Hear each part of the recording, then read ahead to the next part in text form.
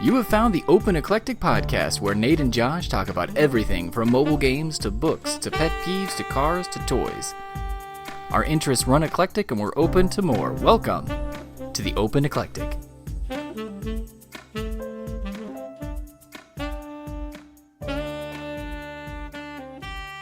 Hey everybody, welcome to another fun and exciting and potentially high octane and intense episode of the Open Eclectic. The Open Eclectic. Indeed. Today we have a great episode in mind. Nate and I recently watched Uncut Gems. Yep. And so man, that was a ride, an intense ride. it was. And so I was saying to Josh earlier today, or maybe, well, I think it was today. There I go again, rambling. Anyway, is very high octane, we'll get into this more later, stressful. It's very kind of an anxiety-inducing movie. So Yeah. we're also going to be sampling some caffeinated beverages. So hopefully talking about this anxiety-inducing movie and drinking stuff that, you know, gets the heart going. Maybe, I hope it won't be too much for us, but Yeah. I think we'll survive. Yeah.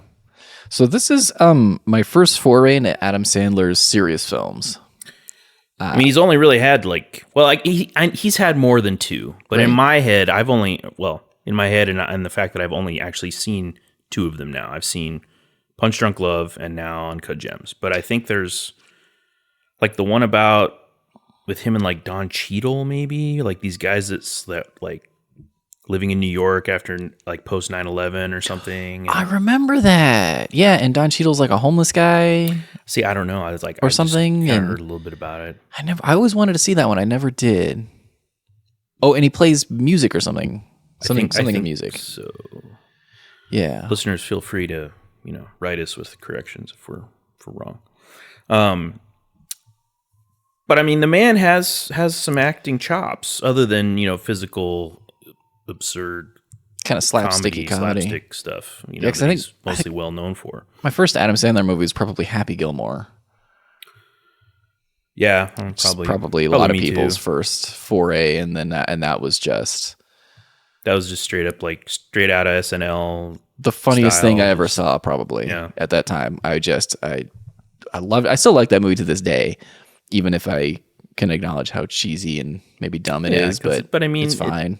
It doesn't pretend to be anything else. True. It's just true. That's just that what fight, it is. That fight with Bob Barker, man, it gets me every time. It's all right, Happy. Let's play some golf. Yeah. Price is wrong. Oh yeah. Yeah. I mean. So yeah, then seeing him in, and if you haven't seen, have you seen Grown Ups? I think I saw it on TV a long time ago, but I don't know if I saw all of it. Both Grown Ups 1 and 2 are actually really good. I think they're good, pretty good movies. Big kind of ensemble SNL cast. Mm-hmm. Well, it's like childhood friends that get together and like go to like a retreat with them with their families and different things. Anyway, he does a good job in that too, where it's more than just like the haha guy a little bit. And so that was my first, because they're not serious movies; they are comedies. Yeah. It was pretty goofy, as I recall. Yeah, it is. There's some absurd stuff in there, especially with Steve Buscemi's in them, and his character is just also one of the best. So yeah, just to jump from all of that, where most of his movies, like that I've seen, I'd say the most vulgar of them was like Happy Gilmore until Uncut Gems. Yeah, apparently it ranks pretty high on the number of F-bombs that are in it. 7th highest F-bomb rate of like all the movies. Seventh most F-bombs in a movie. That's crazy. It kind of took me by surprise a little bit. Yeah, I mean, it's like I'm not, I don't know. I'm not somebody who's uncomfortable with like swearing in movies or TV shows or whatever. But I mean, yeah, there's a lot. It's just kind of like there's a lot. But it was weird because sometimes in movies where there's a lot, it does like there comes a point where I'm like, okay, really.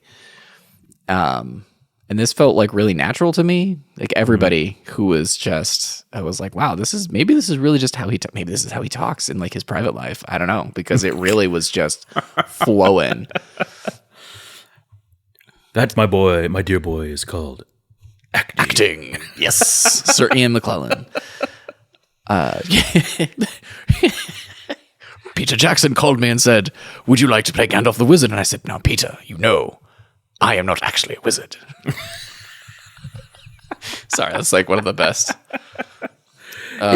Is that from that Ricky Gervais show? Yeah. Yeah. You interview different people and they were characters of themselves.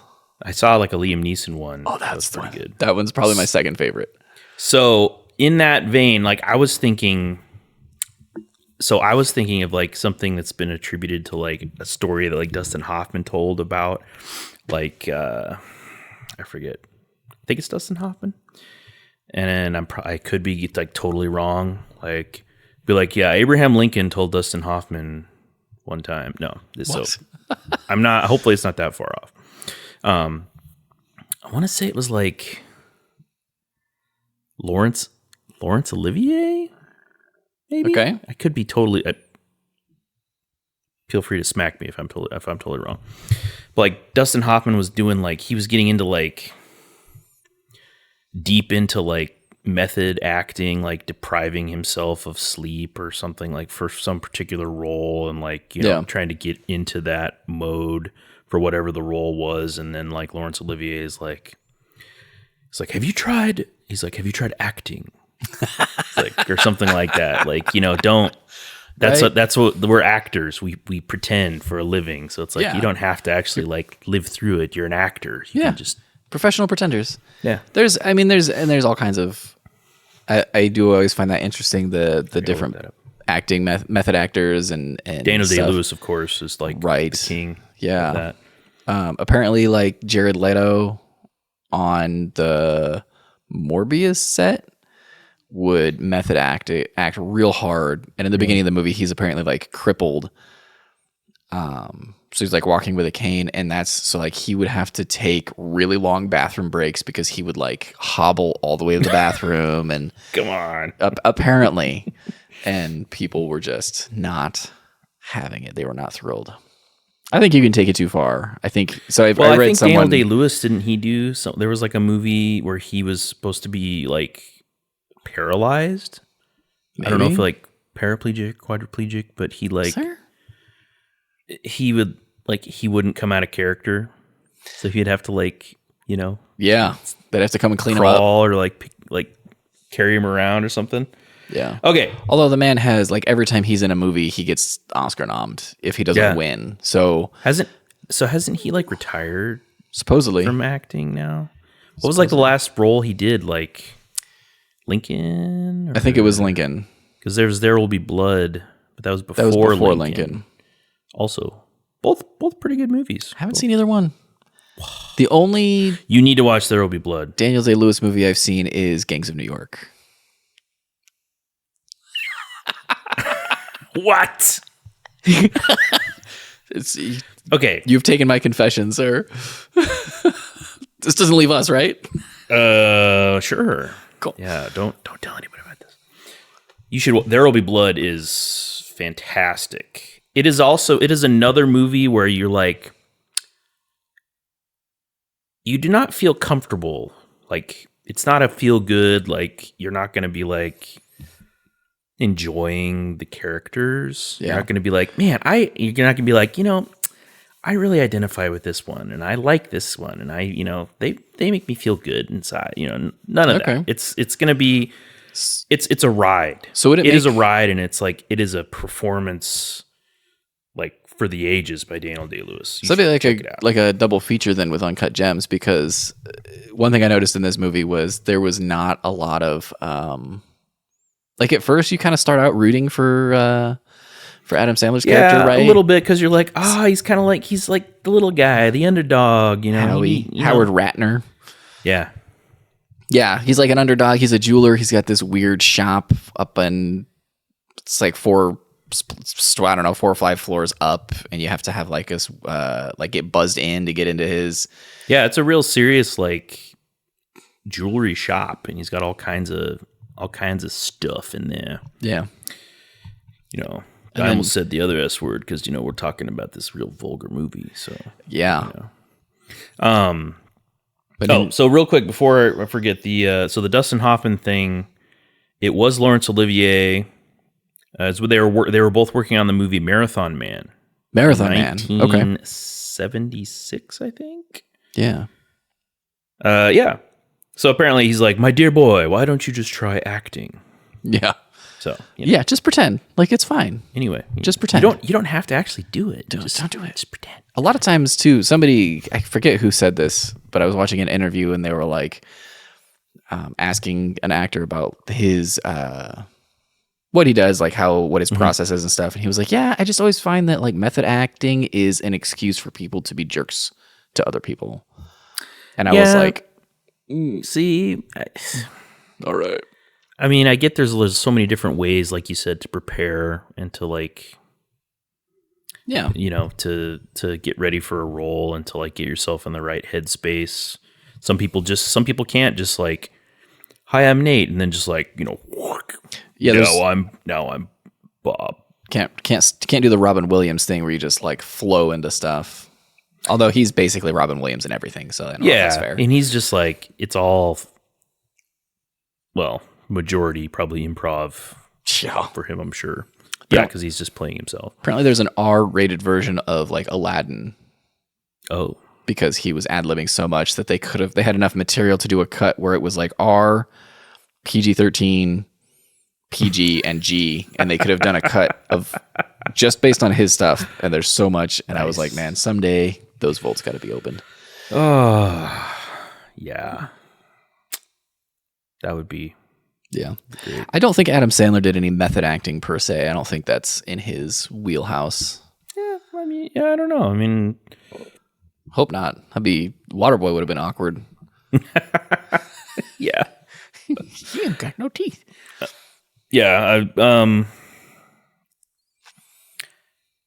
Man, yeah. I mean, I don't know what else we want to say about Uncut Gems other than it was a ride. It was so anxiety inducing. Yeah. You don't, like you said, it was interesting how we were kind of initially, he's a likable guy. Like you want to like him. Yeah. Like if you were to just meet him for the first time and like we did in the movie, and you know, you like hear him talk or interact, you talk to him, you know, if you were to actually meet this character, yeah, you'd be like, oh yeah, it's cool. But then it's like, then you start to discover, spoiler warning. Oh yeah, no holds bar. I think no holds barred. Spoiler warnings. If you haven't seen the movie, you're going to hear things. The movie came out a few years ago now. It's been a while. So yeah, 2019, August 30, 19. So it's been a while.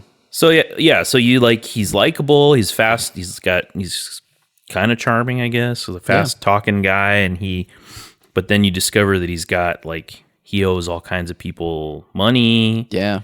And he does transactions or like partial transactions at his shop. And then he runs off to a pawn shop and like makes the deal there to like. Yeah. So the what the title refers to is like this supposedly like rare opal. A black opal found in Ethiopia in a diamond mine. I think is where they found it. Yeah, something like that. And he's like wheeled and dealed and had it smuggled into the country for him. In a fish. Speaking of fish. And he has this rare, huge, uncut opal, and it's going to like fix all of his problems. Yeah, it's going to make him... Because he's going to sell it. He thinks it's going to make him like $1 million or something like that, right? Yeah. And he ends up lending it out to Kevin Garnett, basketball player. Yep. And in the movie Kevin is like becomes obsessed with it and like has to have it because it like makes him win. And yeah, because it's in the midst of the so Sandler's character in the movie is also a huge basketball fan. Yes, which Sandler is in real life. Sandler's in real life, yeah. So I mean, it was probably a pretty cool thing for him to make a movie with Kevin Garnett. Sure. But anyway, so like the Kevin is playing for the Boston Celtics as he did in real life. You know, in the movie, he's on the Celtics and they're in the midst of a playoff run in was it set? I think it's set in like 2000. It had to have been 2012. I mean, because it's like, because that really happened. Like the Celtics were in the playoffs at that time. Okay. So yeah. So Kevin comes into the shop and sees the Opal, and he becomes obsessed with it. And gosh, did he offer to? He wanted to buy it right then. He did, but he was lowballing for how he thought he could get for it at auction. He thought he was going to get like 1.2 million, and he only offered him. He's like, I got 150,000 cash or something like that, right? Yeah. And so he's like, nah. And it's like, nah. You can come to the auction and you can bid on it. Yeah. Kevin's like, I need it right now. So just let me borrow it. Let me hold it. Let me hold it. You're like, yeah, that's a bad idea. Yeah. And so like one thing leads to another where he takes Kevin's championship ring, that he'd won with Boston, as collateral. Yeah. And instead of holding it, he pawns it. And then he puts that money, he places a bet on Kevin, like a parlay, like a 6-way parlay.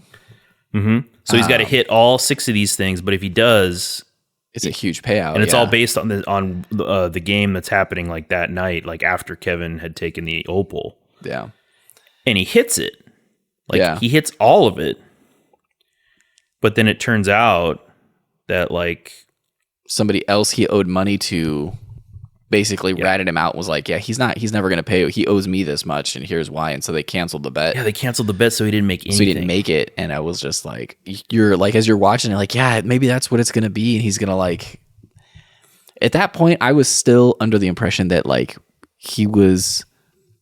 that Howie would still come out being the hero, right? That he was going to make that bet. He was going to pay everybody off, check himself into like rehab to degenerate gambling addiction, and then maybe sell the Opal, and or somebody would steal it and he'd have to steal it back, and he was going to be the good guy in the end. That's not how it worked. No, didn't work that way. No, he just kept making like he kept digging himself in like deeper, deeper and deeper and deeper, and like you find out through the movie that like his marriage is over, but they're waiting until after Passover to tell the kids. Yeah. Which not being Jewish, so I don't celebrate Passover. I was like, I don't know. Is that like the equivalent of like waiting until after Christmas, or I don't know. I didn't follow that. I don't know specifically. I mean, it's important. I guess I think maybe we should take this time to educate ourselves and find, like the importance of it. I think the impression I got from the movie is one, that was significant to their family at minimum, but 2, like he was really bad at admitting that anything was wrong to anybody, right? So he was like trying to convince his wife to not finish divorcing him, while at the same time having someone he was seeing for he had a girlfriend for a while, and they were just a train wreck for sure, right? But so did you think that he was just trying to like that's an interesting thing you say about how he's just not really good about he telling wants people to, how stuff is, or like, because you got to admit a degree of defeat when you sign those divorce papers, right? And so that's like I hesitate to use this term because there's lots of reasons, right? And we don't see any of the reason we can imply, but we don't see a lot of the reasons. Figure it's mostly I think could a be lot the of gambling, it's the girlfriend, but right? The girlfriend, other it's things. everything. But it's indicative of like a failure, right? And so he doesn't want to admit that. No, he's got to win. That's why he gambles. Yeah. But like, do you think, I mean, I suppose you could maybe look at it both ways, but you think maybe that he actually, really cared and loved for his wife and didn't, loved his wife, didn't want to get divorced, or he just didn't want to admit? I think he just didn't want to admit it because there's a point in the movie where his girlfriend, so he would rather be with the girlfriend, right? Well, like, and the girlfriend like he kicks her out. Yeah. And then he goes to his wife and is like, come on, maybe we should that's work it's it right out. after Come that. on, we should work it out. And she's just like literally laughs in his face. Yeah. She's like, you're the most annoying person ever. And she's like, I don't want to ever see you. Basically, I don't like if I didn't ever have to see you again, that would be the best. The best. I wish I could punch you in the face or something. And yeah. And it's clear too in the movie that he's to his sons, he's like their hero a little bit. And they want to be like him. Yeah, he's a hustler. He makes money. He's wears fancy clothes, drives fancy cars, has a nice house. I mean, if he wasn't a gambler, I'm sure he'd probably be doing really well for himself. He'd be doing okay, yeah. But he just. So that's probably another big, like, pressure of not wanting to like admit defeat, so to speak. But also he wants to avoid that while still having everything else on the side, and that's just not how that, it's just not how that works, man. Can't have it both ways. Howie. I think the part of the point, because it was all shot it has to be deliberate, right? Like the shooting style is very I don't know, classic cinema in some ways. There was like some grain to the film. It was shot on film. I think it was shot on film, right? Yeah. So Not that kind of digital thing. Yeah. So some of it didn't look like super clean. It was all well shot. Don't get me wrong. But it has that grainy film look. And then just all of the stuff, like we said, it was kind of anxiety inducing because every time you think he's going to like move out of this, like pay some people off and get out of a few things, he gets in deeper. Yeah. And then he tries to do something about it and he gets in deeper. And it was just like, oh man, you gotta. Yeah, he's like making like he pawns the ring to make the bet, and the bet was to pay this guy off. But then, like he's just digging himself in deeper and deeper. And I was like, this has got to be. I don't know. I don't have a gambling addiction. This has got to be what it's like, though. Like that has to be really what it feels like for somebody when they have that and they're in and you're making $100,000 bets. I can't imagine. It's just. I mean, you've placed the odd bet, yes, here and there. Like, I don't think I've ever had anything more than like $10 writing on anything for me. Like, I mean, it's definitely gambling, like the daily fantasy stuff. Yeah. Like for sports where you just, you know, there are some you can play for free, but most of them, people play it for money because they're like, well, why the heck else would you play it if you're not playing it for money, right? Yeah, that kind of makes some sense. So, I've done some of those. I think, like maybe the most I've done, is probably like 10, 15. I don't think I've done 20 on those, and I've never won anything. Yeah. Wanda and I went to South Dakota a long time ago. It was before we were married, I think. And we went to a casino. Air quotes. I mean, it was. It doesn't take a lot to make it a casino. That's fair. South Dakota.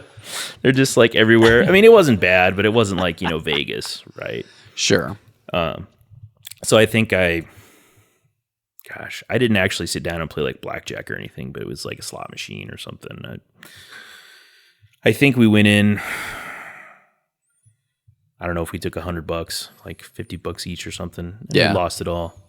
So, I mean, that's what like normal people would do, right? If you're going to go gamble, you just like set a certain amount, or that's a reasonable thing, right? You set an amount. Seems like it. And it's just like, this is money that I'm willing to lose. Yeah. It's not going to screw me over if we lose this. The difference is you were going in to like pay to play a game. Yep. It's like the mindset. And Howie's mindset was, if I place the right bet at the right time, I'll win big and fix everything. Yeah, like your whole life is like, basically your whole life is riding on this. Yeah.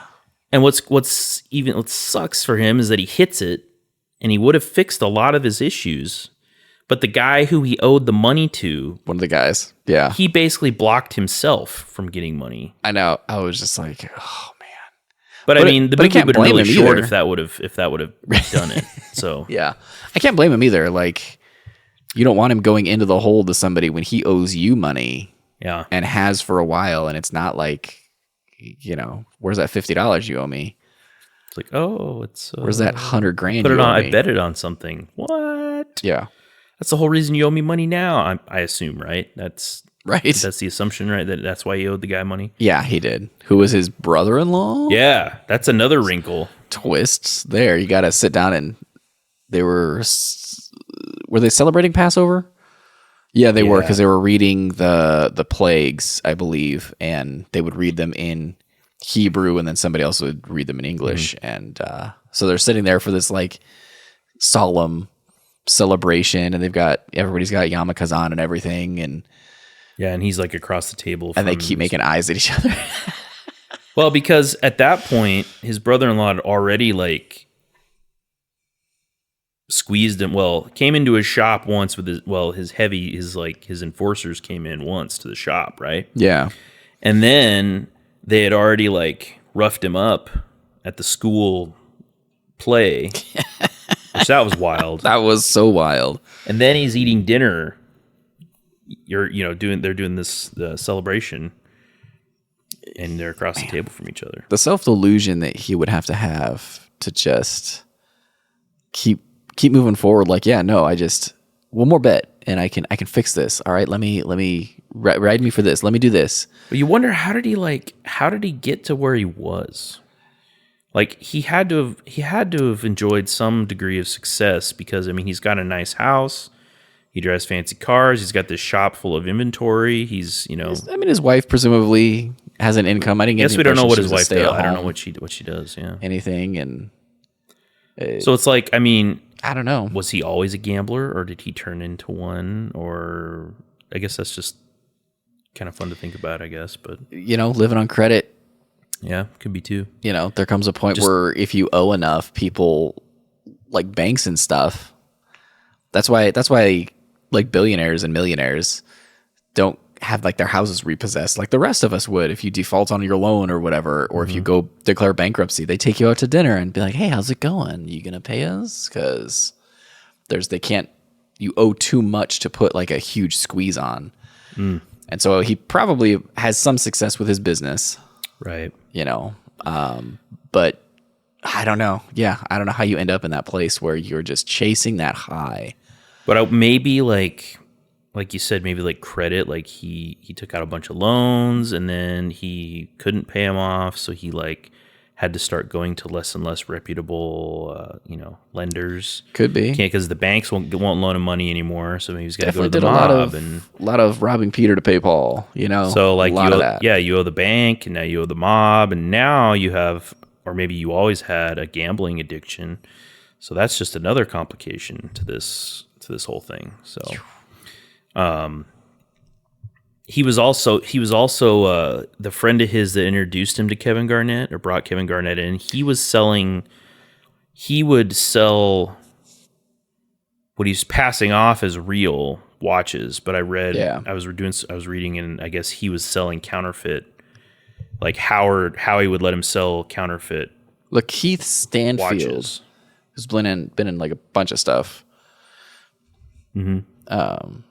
Just phenomenal. He's good in everything he's in. It's wild. I don't know if I've seen him. I probably have seen him in other things. I just don't. He was in Knives Out. Oh yeah, that was a good one. Was he in Get Out?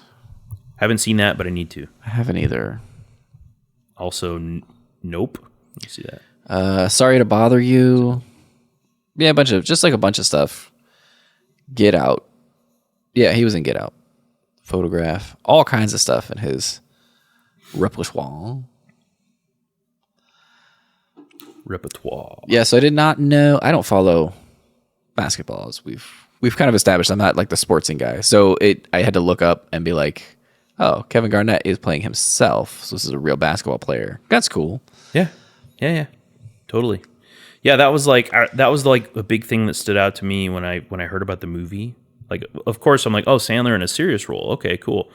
But then it's like, oh, Kevin Garnett's in it. I was kind of curious. I'm like, how's Kevin Garnett going to do? Because, the track record of like, people who are famous for something other than acting, who get an acting role, you're always kind of like, he was a little skeptical. Yeah. And It's not like he's a especially like wrestler. athletes, because it's like, oh, you're good at, throwing a ball through a basket, but how good of an actor are you? Or you're good at throwing a ball or hitting a ball or whatever. But he did a really good job. I agree. Yeah. Kevin Garnett is a really cool guy. So Sounds like not that I know him personally. Yo, Kevin, Open Eclectic Superfan. Kevin Garnett. Kevin Garnett. I mean, he seems like a cool guy. Seemed like it, yeah. And he did a phenomenal job. I would have totally believed it if you had told me he was an actor who was pretending to be the real Kevin Garnett. Like they just got a similar guy. I would have been like, oh yeah, that makes sense. But no, it's cool. He did a great job. And did not expect. Did you know The Weeknd was going to be in this movie as himself? No, I did not. I didn't either. That surprised me. Yeah, they kept talking about it, and I was like, wow. Like in the movie, like, oh, this guy, The Weeknd, yeah. And I'm like, what? Yeah, and I was like, oh, sure, that's like a funny. I wonder why him. And then I was like, oh, he's in the movie. Okay, as him, a version of himself. Right. Interesting. He tries to hook up with Adam Sandler's girlfriend, who I think is a drug dealer. Definitely. She's a drug dealer. She's a drug dealer. She was dealing drugs to The Weeknd, and The Weeknd was like, "Hey, baby, let's do more than let's do more than ride the rails." Right, and she was very tempted, but not. She was resisting. But she didn't. I know. But Adam or Howie was still upset because he thought they were in the bathroom together because they were doing coke. Listen, it doesn't look good. No, it doesn't. But I mean, we were there as the viewer. The camera was there, and we knew that she was was not. They got real crowded in that bathroom stall. Yeah. Nate and I, The Weeknd, and what's her name? The camera. Hey, so what's going on, guys? Yeah, hey, what's going on? So another non-actor who was in it. So the bookie who takes his parlay bet at the beginning. Oh yeah, is Mike Francesca, who is a sports radio host in New York. Oh, is he? He's a very New York-y, very New York. Yeah, personality. He played Gary. Yeah, Gary. So I saw him and I was like, is that Mike Francesca? But I'm like, and he did a really good job too. I mean, I'm like, it wasn't like one of those gimmicky, like, like I said, those non-actor roles where they're all stilted and like, it's not Gina Carano in Mandalorian. Just kidding. No. Okay, fine. Anyway, no. Gosh, what's a bad like non-actor performance in a? I can't think of one. Like a cameo where they show up and they're just like, yeah, so I'm reading these lines for this movie because I'm famous. I mean, I like Gina Carano in The Mandalorian, and I hope she returns. But I will also admit, not like a great actor. She's good at action. Yeah, she can do the fight. The fighting stuff always looks great because that's what she does. But have you tried the delivery? Acting? The line delivery is really corny. Maybe she should try method acting. Oh, so Gina, you are a bounty. Is she a bounty hunter? Is that what she is, or is she just in The Mandalorian? Yeah. So she was a former. I'm only on like episode 5 of like season 1, so I'm just like way behind. She's a former Republic like shock trooper. Oh, okay. I believe something like that. So she was a soldier. Soldier. Yeah. Just hiding out on this. If it was an 80s movie, she'd be played by like Dolph Lundgren, also not a good actor. As like some Green Beret. But a genius. Is he? Dolph Lundgren is super smart. The dude has like 2 or 3 like advanced degrees, like physics. No way. Engineering. Look, are you serious? Dude is a genius. Okay, hey, that's new respect found for Dolph Lundgren. Yeah, maybe we should have like a whole episode about Dolph Lundgren. That'd be sweet. Sure. I mean, I don't know. All right, that's fine. Yeah, I mean, he not a great actor either, but yeah, I mean, there's some actors that are not good actors, and I don't care. I never object to seeing them on like Mark Wahlberg. Sorry to my brother and to Mark Wahlberg. My brother loves Mark Wahlberg, and I'm just like, he's not a good actor though. He's really stiff and stilted all the time. It's always that same like, well, I can't. This is who I am. I can't not talk about it. All right. So hey goats, you're a goat, right? Say hi to your mother for me. All right. For me. Yeah. I like him. I enjoy Wahlberg too. I mean, but he's not like a good actor. No. But there's like, if they put him in the right role though, that like plays to his Mark Wahlbergness. The other guys, or there's The Departed. Huh? The Departed? The Departed. Departed. Yeah. That's a good one. Gosh. Trying to think. There's a movie where he like has, gosh, I can't remember what it is. He's like running around in like a bathrobe a lot, but I can't remember what the heck the movie is. It's like one of those. It's like a weird, like a more like arty action like movie. Indie. I don't think it's action. No, I don't even think it's an action movie. It's not the one I'm thinking of. Then I feel like it was filmography. I can't remember if you'd like. Anyway, but it's like you can tell like maybe he could pull like he can do more because he does some like comedy stuff, right? I mean, he's done a lot of comedy type roles and. So it's like not just action. Although I was like going through Netflix like last night and I saw there's this movie called Two Guns with him and Denzel Washington and I'm like Two Guns. Yeah, and I'm like, man. I'm like it feels like a reach up for Mark Wahlberg because it's like, man, I get to act with Denzel Washington and like a reach like a step down for Denzel. It's like, man, I got to be in this movie with Mark Wahlberg. Yeah. It's just like one of those like, hey, I'm getting paid a lot of money to be in this corny action movie. I haven't seen it, but I just assume that's what it's like. Yeah, could very well be. So, you're saying that he had a really good, it was a good cameo. Like it wasn't just a wasted, who can we shoehorn in here for the sake of it scene with, what's his name? Garnett? No, the bookie Gary. Oh yeah, mm-hmm. At the beginning of the movie, yeah. Like Francesca. Yeah, that's him. This might be a good time to have a word from our sponsor. Yes, this episode we have a couple of beverages. Superfan that we're gonna try. Provided. Which one do you want to try first? I would eye in this one. All right, let's do it. Crack it open. It's MetRx Frosty Chocolate. High protein, ready to drink shake, RTD 51. Does it need to be shooken?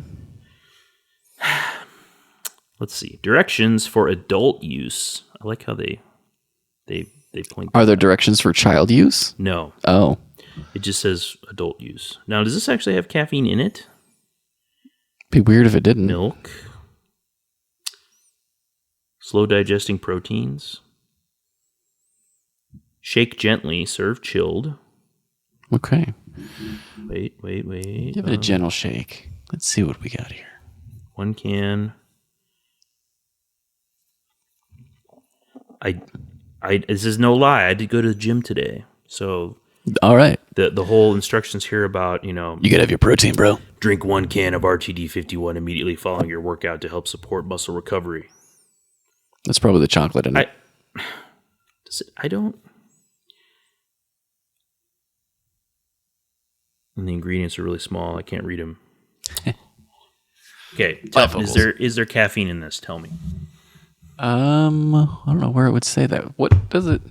I mean, usually if it's like an energy drink type thing, it'll say contains 160 caffeine from all sources or whatever, or it'll say it in the. If it's not a coffee based beverage, it'll have it in the ingredients. Well, it listed as just caffeine. Yes. Okay. No, I believe this might be caffeine free. Contains milk ingredients. Not milk ingredients. So like if it was an energy drink, it should, or like a soda, it would say caffeine. But it should also say how much. But like the coffee-based ones, will say caffeine from all sources. Right. Or energy ingredients per can. All right. MetRx. Here we go. Want some muscle recovery? Crispy. That, my friends, is a can of MetRx RTD 51 being opened. Here's the pour. Oh yeah! Wow. I doubt you can hear the pour. That's real thick. It's like a milkshake. It's really glugging. It's like glug. Let's see if I can open that up just a little bit more. Dude, shotgun the RTD. Oh man, oh my god, it's like chunky. Alexa, what did you give us? What is this stuff? This is the thickest slurry I think I've ever had.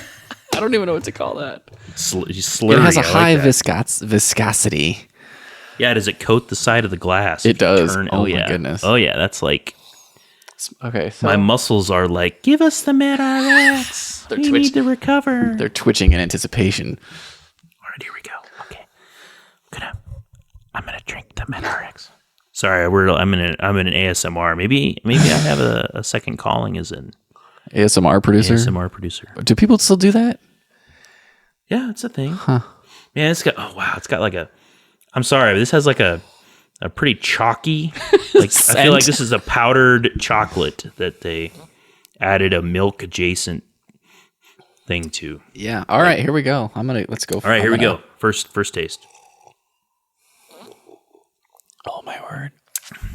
You know what That is not as bad as I thought it would be. No, okay. Let me roll that back. Go ahead. That is. I wasn't expecting it to be terrible. I'm like, hey, it's chocolatey. It's going to be, these protein drinks aren't bad. Yeah, it's decent. It's all right. Decent. Yeah. So how many calories are in a whole can? 250. It's not terrible. Interesting. It kind of reminds me of I don't know, like a mid-grade soy milk, but like real thick. Yeah. For sure. I get that, yeah. Like it's definitely got like it doesn't have like a Weight Watchers type shake. Yeah. Or Slim Fast, I think is what the. But you know what? It's not Weight Watchers. It's not like chalky. It smelled a little chalky. It doesn't have that chalky flavor though. It's smooth. Yeah. Like I would. You're right. Would you? I think I would drink this again. These have been sitting out for a little bit. I think. Yeah, definitely drinking this after a workout would like ice cold would be pretty good. Yeah, straight out of the fridge, definitely. Yeah, that's good. I like it. I'll give it.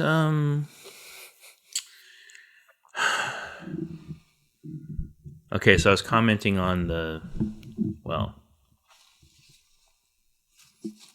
I don't know how you could drink this straight out of the can though. Yeah, you would need like a straw. Give me a spoon. Just about. It's real thick. Man, it's real thick. I like it though. Yeah, it's not. Definitely, like it has a chalky smell, but it doesn't taste bad at all. Pretty good. I assume they have other flavors. I wonder if I'm sure they have like a vanilla. I'm gonna give that a 7.5 out of 10. I think that's pretty good. Would recommend / drink again. 7.5, huh? Is there any more? It's heavy. It might need a shot of espresso in there to help thin it out, though. Yeah. God, it's like. Is this like? Did it expire? Is that nice? Like I can't. So after on the previous episode where I did my Alexa impression, maybe this is retribution. Could be. Joke's on you. I like it. No, it's not expired. So you said 7.5. I would out of reach of children. That's not a good sign. What is in it? What are we drinking? I don't know. Protein? Milk? So, okay, I don't know that I would go 7.5. I might go... Okay. Now, I don't want to say it's not bad. No aspartame either. Oh. So it's also low in carbs. 6 grams of carbs. How much sugar? 3 of those carbs are sugar. Oh. The total carbs will encompass the sugars as well. I'd probably give it like a 6. 6? Okay. It's all right, but it's not something I would like. Not last place. Drink a lot. Yeah, it comes out of the can so weird though, man. Well, maybe I don't know if I actually shook it before we. I did. Oh, you did. I did. I gave it some. Okay. Some swirls. Yeah, I might have to get those. That make a nice alternative. So we've been doing some protein shakes that are in the, I can't remember what brand they are. They're in the cardboard box thing. Premier. Yeah, from the old Costco. Mm-hmm. Who does not have the peanut butter ones, by the way. I'm really bummed about that. Hy-Vee, you looked at Hy-Vee. Hy-Vee started selling those, not in the big boxes, but like, smaller, like 6-pack or something. We get them in the bulk buy. So we get the chocolate, the cafe latte, and the strawberry. Mm-hmm. Mm-hmm. And those are pretty decent too. I like those. You gotta. Okay, so it's got. They've got like a desk life. So not a shelf life, but for me it's like a desk life where you have to drink it within so much time of opening it. And if I wait too long, then I can't finish it. I can see that for sure. Yeah, it's got a lot of B vitamins in it. Got some vitamin K, D, calcium.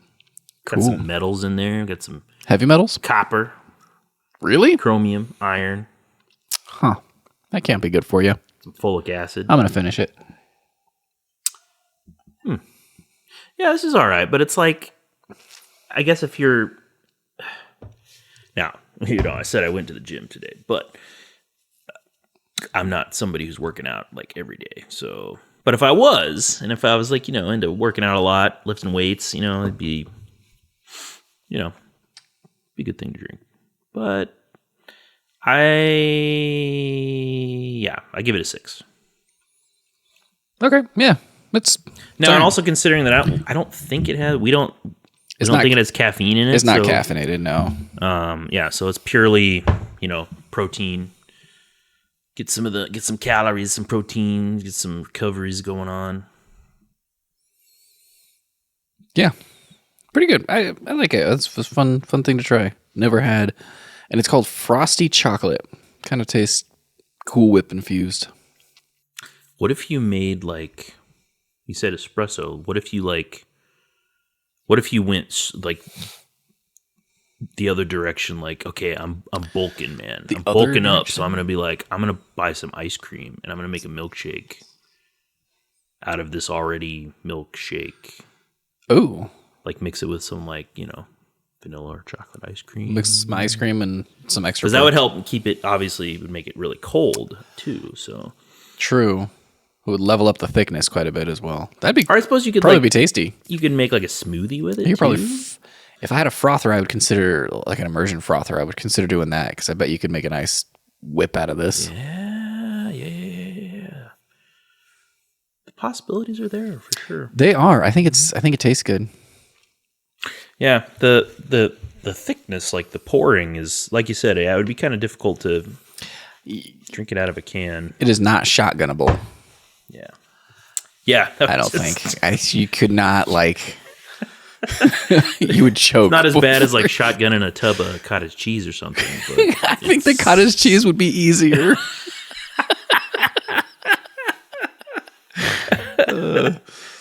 Yeah, that's something. It's good. I think I might explore that and see if there's other flavors in this same brand because I'm always looking to. There you go. Diversify. Potential sponsor? Question mark. Yeah, sure. Why not? MedRx. Why not? Maybe we just pivot. We pivot totally into like the fitness. Fitness nutrition. Ranked solely vertical. On taste. Yeah. not on benefits or anything like that. Based literally solely on taste. The Open Eclectic is now sponsored by Under Armour and MedRx and GNC. Yeah. We could have our own energy protein drink. Yeah. Like a workout, post-workout. Or we could do it's protein powder, orange juice, and coffee.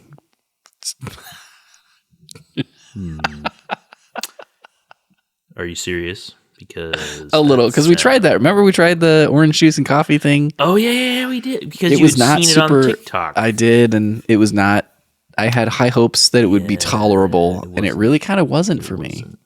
I'm remembering this now. Yeah, you probably blocked it out.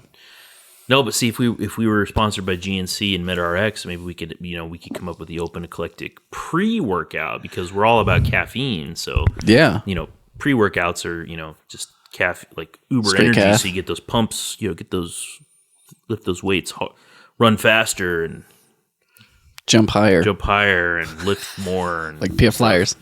Yeah, why not? Okay, so we got 2 other drinks here. We should probably rinse the glasses out, I'm thinking. Right? I was thinking about that. I was like, man, should we just like... So we've got... Last time I brought down the espresso shot glasses, and that's what we used. I was remembering. But we didn't have like an actual like residue like that this is leaving. We should have like saved this for last or something. Yeah. Well, how would we know? We'd never had it before. Right. So we've also got a... do you want to do the Ziggy's one, or do you want to save that one? I've had this other one before. Let me see that. The Starbucks one. Triple shot. Geez, yeah, the Starbucks triple shot energy caramel. I've had that before as well. I mean, it's pretty. I mean, it's pretty standard Starbucks.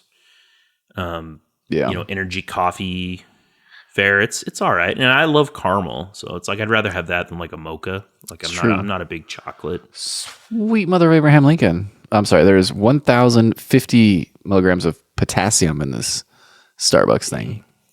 30%. Eating bananas for a while, right? So it's good for me. Mm-hmm. A lot of carbs though. A lot of sugar. 29 grams of sugar. How much caffeine's in it? I don't know. Yeah, I don't know if it says actually. It may not. 225 milligrams of caffeine. Oh, hey. What's that? So that's less than say like a Monster or Ghost or Rockstar. It's more than this other drink that we have, the Ziggy's Energy Zero Sugar, has 160 milligrams. I'm always on the lookout for a low-cal, zero sugar energy drink. Yeah. Well, for comparison, though, in a standard cup of coffee, 8 fluid ounces, that's 95 milligrams. So this triple shot is... like almost 3. Yeah. It's definitely more. I kind of want to do the triple shot next, because since we've had it before... I'm just gonna. That way we can swirl it around with the residue, and then we'll finish with the Ziggy's. Have you actually had this one? No, I got it. So Alexa gave you this, or this is? I got that one. Okay, so she gave us these 2. That's right. That's the pictures. Yeah, she sent us a picture of those. And the Ziggy's. I was going through Ziggy's, and I was like, "Ooh, they've got infusion drink offers, and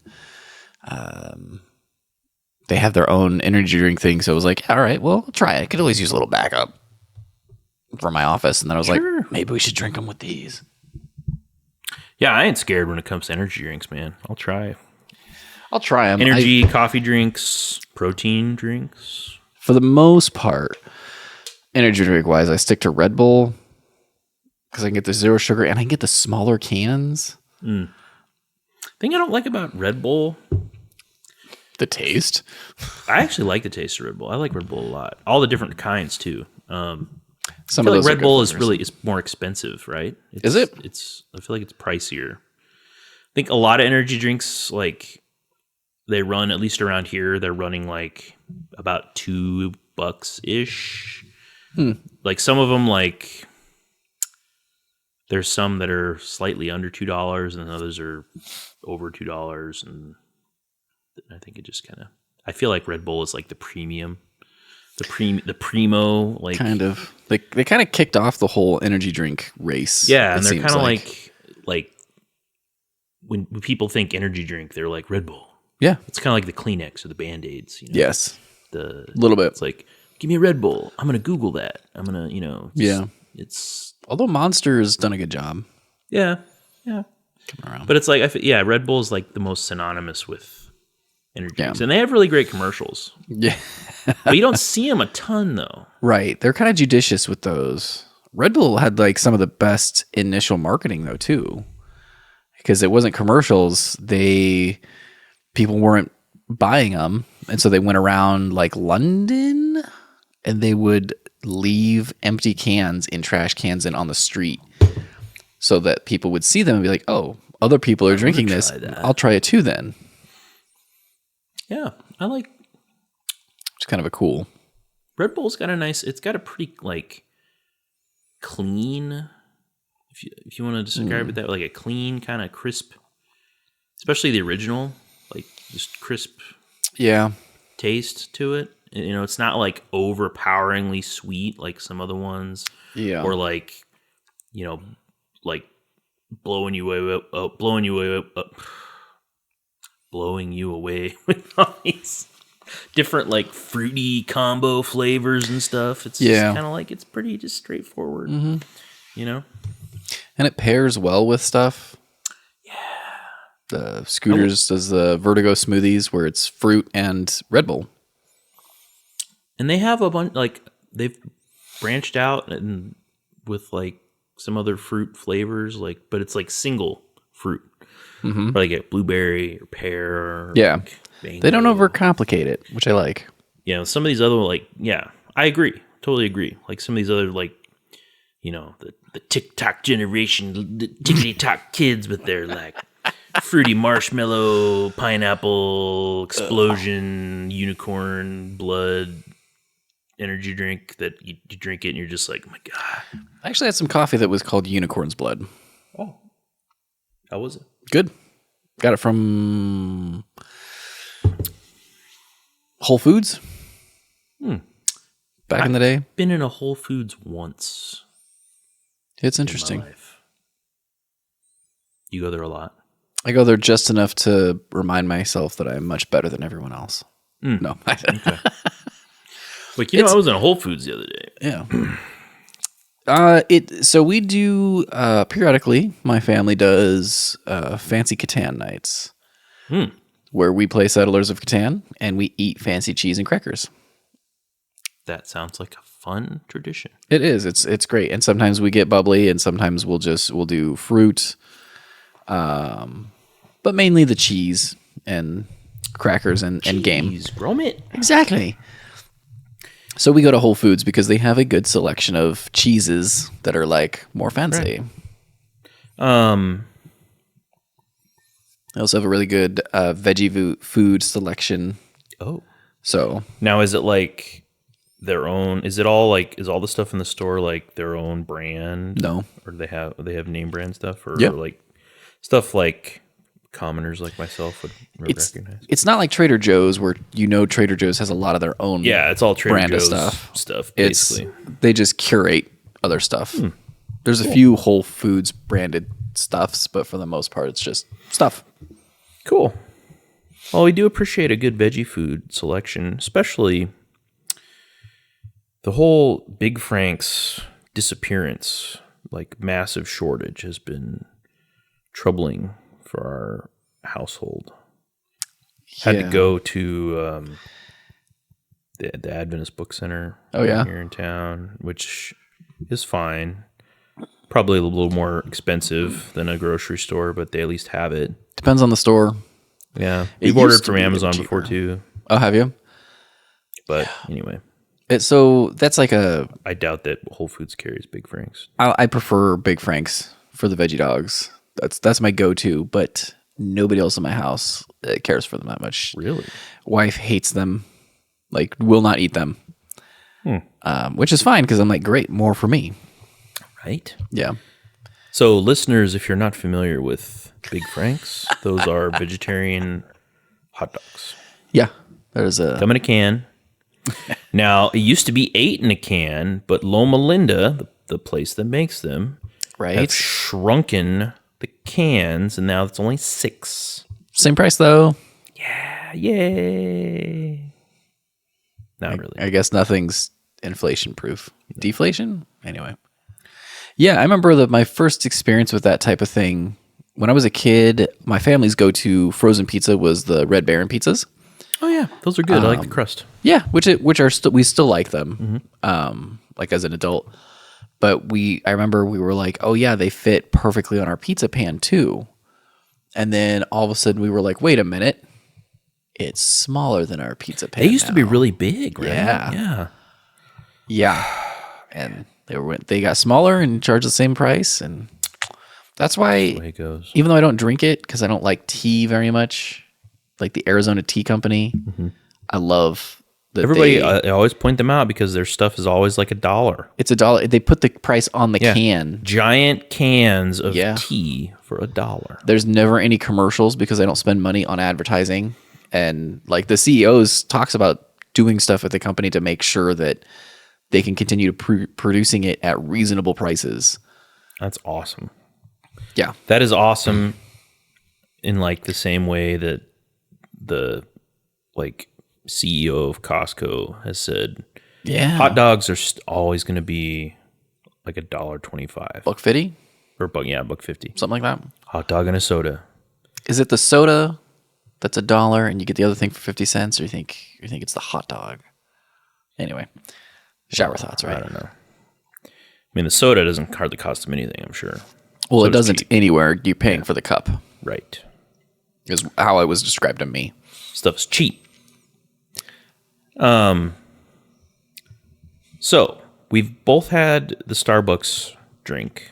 We're drinking it now, and it's been a while since I've had it. It's definitely It's definitely thinner than normally I would consider this like a thicker, creamier energy drink. It's a coffee drink, obviously, but like when you follow up, when you come after the Met RX, this is like super thin. Yeah. MedRx was almost like malto meal thick. Yeah. But, in the Starbucks, it's got a good flavor. It's not bitter, because there's a ton of sugar and cream and milk. It is surprising to me because most of the time the Starbucks drinks are the flavor with a little coffee in there. Mm-hmm. This definitely tastes more coffee with a little caramel compared to the other stuff. The ones that I always liked was the double shot, like the small cans. Mm-hmm. I used to like those too. I used to like those a lot. And then they kind of, so those like came first and then they came out with these. I mean, that makes sense, double shot and they go triple shot, right? Or the Frappuccinos and the Oh, the Frappuccinos. jars. Those were really good. Yeah. Yep. Those were good. So what would you rate this? So you gave the MedRx a 7.5. Yeah, I mean, it's kind of tough because I always have real low expectations for Starbucks. And in general, I don't like canned coffees. To tell you the truth, I'm not a huge fan of them either. I always think like people periodically send me stuff and they're like, oh yeah, try this. If you can find it, it's a really good cold brew and blah, blah, blah. I'm like, I'll try it. I don't think it's going to be good. And then I try it and I'm like, yeah, this was terrible. I don't understand why you recommended this to me. And in general, like the canned coffees are kind of the same. Like if I get a canned Starbucks thing, I know that what I'm getting is sugar and milk. That's potentially caffeinated. So with that in mind, this is probably like a solid 7. 7? Maybe 6.5. So I gave the MedRx a 6. It has good coffee flavor without tasting like this usual Starbucks bitter nonsense. Right. So I don't get plain coffee from Starbucks. Just enough caramel that you can taste it, but it's not overpowering. Wasn't like cloyingly sweet for me. So yeah, it's. To me, it's almost a little too sweet. Really? Like I wouldn't want to drink these all the time, but No. once in a while it's fine. I'd probably give it a 7. Okay. 7. So speaking of not liking canned coffee and like cold brew, when we watched Uncut Gems, I brought a couple canned coffees over. That's true. One of them was a Starbucks one. It was actually like Starbucks cold brew, I believe, wasn't it? I think. Was it? Can't remember. It might have been. The other one was definitely a cold brew from, I don't remember the brand of it, but it was like an African company. I don't remember what it was. And it was like a dark roast. Yes. Right? It was not good. Great. It was bad. I'm not a big fan of dark roasts in general either. Yeah. They always seem like over roasted and too bitter. it's not like there's more caffeine content in them either. So I don't get them. I prefer a nice medium, smooth, rich. Yeah, medium's good. I'm a light roast Yeah, guy too. You get more caffeine in the light roast, right? a little bit. Yeah. Okay, so you rated the Starbucks one like a 6.5. 6.5. I think I'm gonna settle on that 6.5 actually. All right. Well, and what was nice about the Starbucks being a thinner was that it kind of rinsed out the glass a little bit. So True, it did quite a bit actually. Should we go with the crack open the Ziggy's Energy Zero Sugar energy drink with 160 milligrams of caffeine, 15 calories, and 5 grams of carbs. Ziggy's is a coffee shop that originated, I believe, in Colorado and has slowly spread. So I had never heard of them. And then Josh, you were telling me about them a while ago, and you're like, "Oh yeah, there's a shop. They have a shop on 70th, I think." So I'm like, "Man, I should check it out." Yeah, because you say every time you guys go out to Colorado, you would always get something from there, right? We did. That was like our travel drink, and then we always get stuff for the in-laws too. Ooh, yeah. That sounded nice. Sounds like yeah. That's got like a sweet tarts smell. I could smell it. Getting off the elevator. Is it? I don't know if it has a flavor. Does it? It doesn't. No, energy drink. Yeah, it's like Red Bull original. Oh yeah, and the color is like that's like Rockstar. Yeah, straight up. Got that kind of. I used to drink the Rockstars a bit. Yellowy, right? Urine. The urine colored. It's got a good froth. I don't know if that's from the Starbucks leftovers. Yeah, we're just not cleaning up the glasses properly. It's got a fruity smell.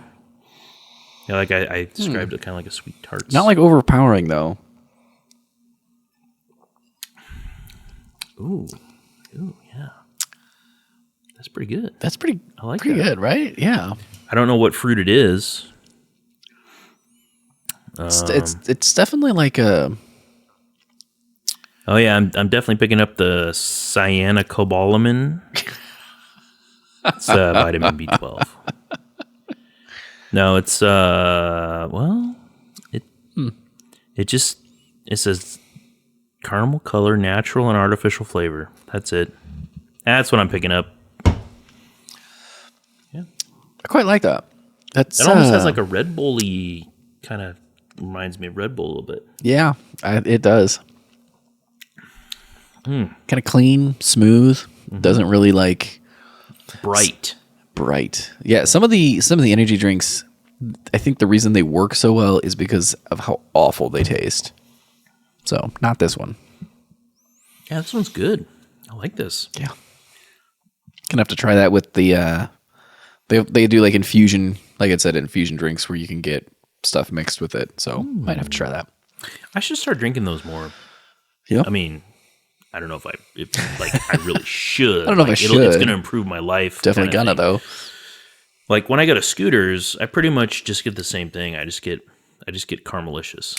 Hot or iced, depending on, how I'm feeling. The season. Yeah. Yeah. I should probably branch out some more. I've had those Vertigo smoothies before. I like them. When we worked at Nelnet. And they had the kiosk right in the Golds building. Mm-hmm. Which part of the Golds building got torn down recently, right? Oh, that's right, it did. But not the whole thing? I don't know. I had a manager over there at First Mark who, so she was a little, I don't know, middle-aged at least, maybe a little older than that at the time. She had said that she had never worked in a building besides the Golds building in her working life. She got a job there when it was like a department store or whatever, and then when they left and shut down, she just applied for the next business that moved in and got it. And so like she had like always just continuously worked in that building. Like literally could have like sold cinnamon rolls at the. She had the original Miller and Payne cinnamon rolls, yeah. Which they sell those now at. I thought you were going to help me out. I don't know where they. Well, I wanted to say Runza, but that's not right. No, a lot of places do. I thought somebody said like they make and sell the original recipe like Miller and Payne cinnamon rolls. I don't know. We should try that though. We should try a Miller and Payne cinnamon roll if we can find them. If we can find them. What was that place that was in the Skywalk? Where they would get like nachos or something? The Sky Mart? Yeah. Mm-hmm. I wonder if that place is still there. I was thinking about them the last time I was downtown a few months ago. I don't know when. I was like, man, I wonder if it was at night though. We were going to the Lead Center for a show or something like that. And I was like, man, I should see if that place is still open and get like the nachos there before going to a movie or something. Because it was a big plate of nachos for like $5. Yeah, that's right. Like, I got those a few times. Deluxe nachos. Yeah. Did you ever go to Danny's Deli? Danny's Downtown Deli? I think I did. It was okay. Yeah? Yeah. I went there probably quite a few times. My current job when I used to go into the office. Not anymore. But they closed. Like it was a pretty right. locally famous, deli. And it closed down like last year or something. Basically, business wasn't as good after because of the pandemic and everything, which is too bad. He there was like it was one of those places that had like an eating contest, right? Oh, really? Where like if you eat this sandwich, you get your picture on the wall, like a T-shirt or something. It was like a tornado, I think is what it was called. So it was like this super ginormous like sub sandwich that you had to. Was it just like really big and had everything on it, kind of a thing? Yeah, and you had a time limit to finish it in, and yeah. Huh. Now I can't do it now. I've always kind of, one of my goals in life, again, not something that's going to improve my life, was to participate in one of these eating contests. Like those things, like you ever watch that show Man vs. Food? I've heard of it. I don't think I've actually watched with, any episodes of it. Where he would go around and to restaurants around the country that have eating challenges, and he would try to complete the challenges. Okay, yeah. Maybe I did see a few of those. Yeah. Anyway, when I was younger, I probably could have done something like that. I can't now, and I don't know if I could now. Yeah. I don't even know if I could get the Monster Burger I used to order at Red Robin. Because Red Robin, you can customize your burger however you want to. Right. If they have the ingredients, they will do it for you. And so I got a burger and I added like a fried egg and like fried pickles, mozzarella sticks, avocado, onion straws. Oh my God. And it was huge. Did you ever take a picture of it? I did. I have one. I'll have to see if I can dig it out. And it took forever for my food to come out because people in the kitchen were like, hold on. Let me get a picture of that. And the most wild part of that is like, I had joked about, the next time we go to Red Robin, I'm going to put everything on there. And everybody was like, no, you're not. I was like, all right. And then one day I did, and I was like, I'm going to do it. Today's the day. And I did it, and I was like, and I'm getting a milkshake. Oh. And fries. Did you have French fries? Of course, it was bottomless fries. Yeah. I ate the whole burger and drank the whole milkshake. Did you feel okay afterwards? I did. I just like... How many years ago was this? Oh, man. It was in... I can't remember if it was in my last apartment at OCP or if it was the one before that. So it's been 15 years. Oh, okay. All right. It's been a while. Wow. It was a single patty with all the stuff on it? Yeah. I didn't do like a double. Cheese, right? You have cheese on it? I'd posted it on my Facebook and my wife was like, what? No boneless wings on that bad boy? And I was like, why didn't you say, you were right there. Why didn't you say something? It's sitting in a bed of spinach artichoke dip, and so here we go. Hold on, I found it. I have it. Yeah. Okay. Also, I forgot to mention the mushrooms. Can't forget those. Yeah, plus cheese. So, yeah. What's really going to blow your mind is I've done this. I did it twice. And you got the veggies on there too? Yeah, I ate the whole thing. And they were like, the guy who brought it over, and he was like, "How are you going to eat this?" And I was like, "Number one, with my mouth." And he was like, "No, I really want to know, what is your plan to eat this? Because there's too much on the burger to fit in your mouth." Did you pick it up, or did you just go fork? No way. It's a burger. I ate it like a burger. I smashed it down a little bit, and then I picked it up. And I said, and before I picked it up, I said, "Listen, I can't let you out of the booth until I'm done eating this, because it's not the sort of thing you can pick up and put down. Mm-hmm. After you pick it up, you're committed. You have to hold it together. Yeah, you have to hold it together. And if you set it down, that means you're done eating." I was like, so if anybody needs like anything, chess move where it's like you take your hand off it, you're committed to being done. Do you know in tournament play, it's if you touch it, you move it. Oh, I know, it's even more hardcore. Unless you say, there's a French phrase for that means I adjust, and that means like you're adjusting your pieces before you start. Oh, it's kind of a thing. You can't like test out moves like that. Okay. If you touch it, you have to move it is the rule. Well, in tournament play, I've never played in a tournament. I haven't either. I've always wanted to. I've always played with the fairly casual. If you keep your hand on it, right? Yeah. So keep your hand on it. Kind of is how the burger thing worked. And I was like, listen, I'm starting. If you need anything, now's the time. Did they have the jalapeno, the fried? Mm-hmm. Okay. Those were on there. Okay. Wow, it was good. Now, did you do any sort of like? I don't think I could do. I don't think I would do dipping it now. Or just straight up like for the fries. For the burger, did you dip the burger in anything? No. Okay. I don't like my burgers super saucy. Yeah. I mean, it depends on the quality of the burger, honestly. Oh yeah. If it's like a really dry burger, then you're like, you got to dip it in something. Otherwise, you're just like Martin had a day off a few months ago, a while ago. We had snow on the ground, so sometime during the winter. And I was like, oh, well, since you have this day off, I will we'll go get lunch. Where do you want to go? What do you want? And he wanted to get Honest Abe's. Okay. Local burger establishment. I've decided I don't like Honest Abe's. I really don't like their French fries. The French fries are not good. And I got a burger, and I was like, the flavors are good, but there's so much sauce on this burger, I could almost just squeeze it out and have soup. There was so much.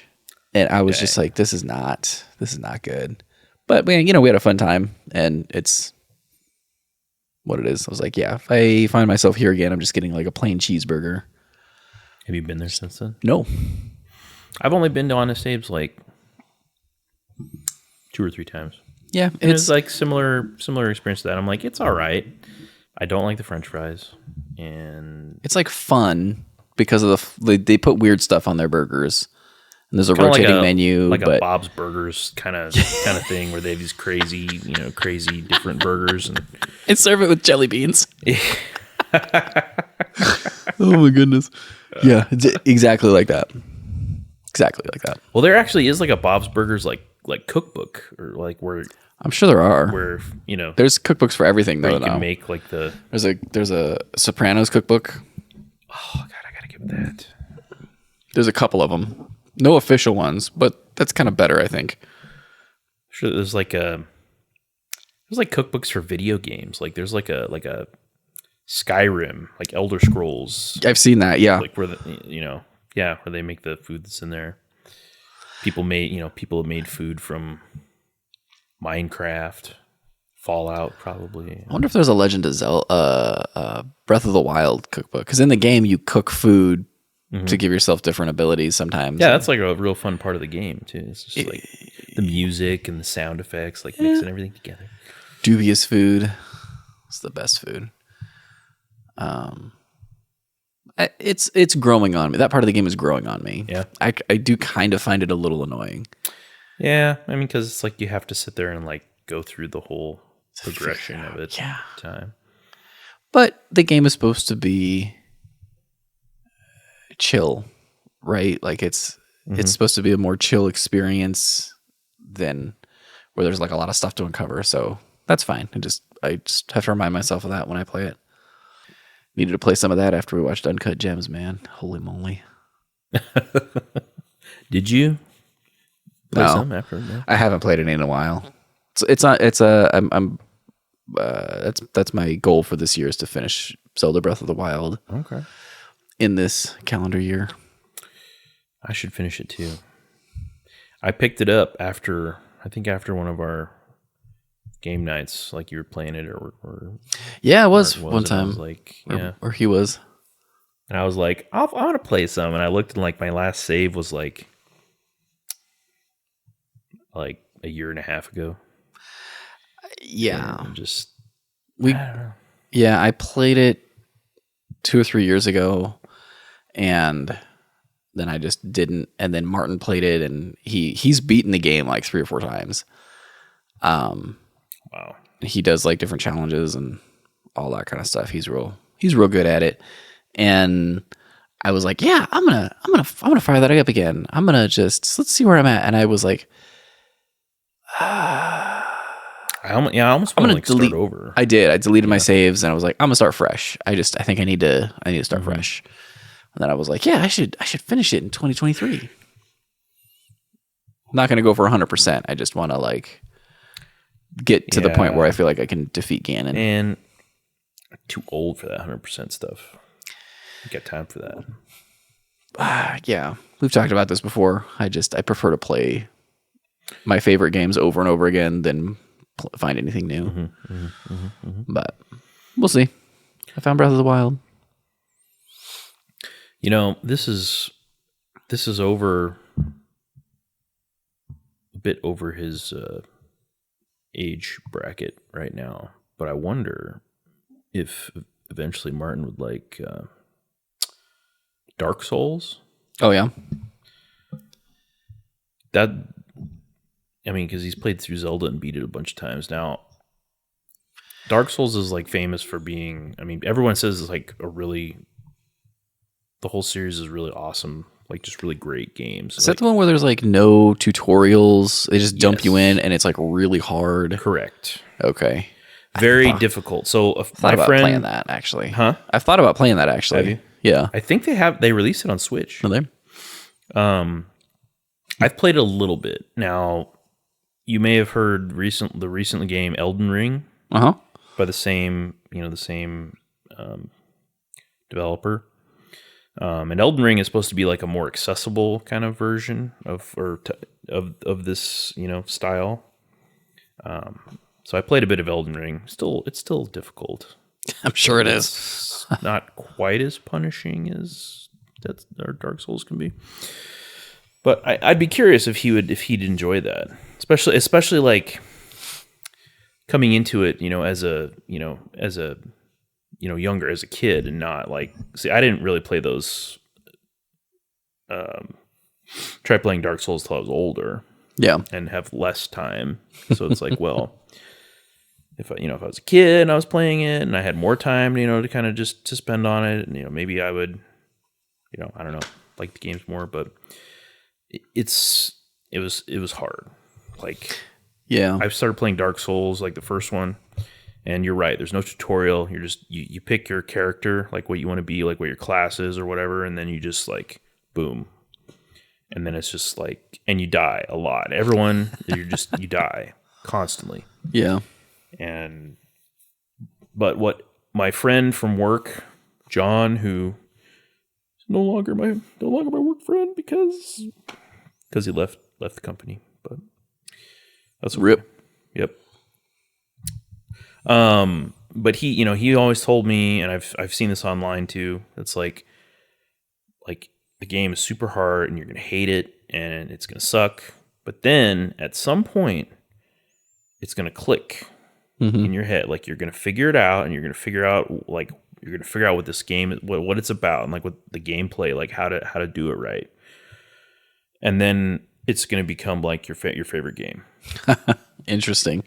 Like my friend, this friend of mine, John, he's beaten Dark Souls multiple times, and he's played like Elden Ring that just, came out last year. I mean, I don't know how many times he's beaten it, but I mean, he's already poured countless hours into it. Like I went into the office, like they had like a going away kind of, lunch thing for him, like on a Friday. And so I went in, I was talking to him, and we were talking about video games and what we've been playing. I was like, yeah, I've been playing this game. And he's like, yeah. I was like, no, I haven't. I've just been playing Elden Ring. So I'm just like, yep. Doesn't surprise me because, he's into Dark Souls. And then also this other series called Bloodborne, which is kind of by the same, I believe it's the same developer. I think so. I've heard of that, but it's the same like style. I think. I've never played it myself, but it's a PlayStation exclusive, I think. Yeah. Okay. But yeah, Dark Souls, Bloodborne, Elden Ring, all those ones where they tell you to, if you're like, man, this is a hard game, they'll be like, get good. Get good, son. What's the advice? Get good. Yep. Cool. That's basically it. Yeah, I'd be curious if Martin, if he would get into like Dark Souls or Elden Ring. Probably he would. Just, adventuring, fighting bosses, like the boss battles. There's some real like epic boss battles, and it's a lot of like timing, I think. It's like you figure out the timing and stuff. Yeah. And once you figure that out, then it's just like, And that's like where I struggle actually in video games, especially is like rhythm. I don't like rhythm games, and I don't like games where you have to get the timing so tight. Like so in swing your sword now. Oh, right. Swing now. Did. I really liked Metal Gear Solid Rising Revengeance. Such a stupid name. But you play as the guy with the sword, and it's a very weird, doesn't feel like a Metal Gear game at all.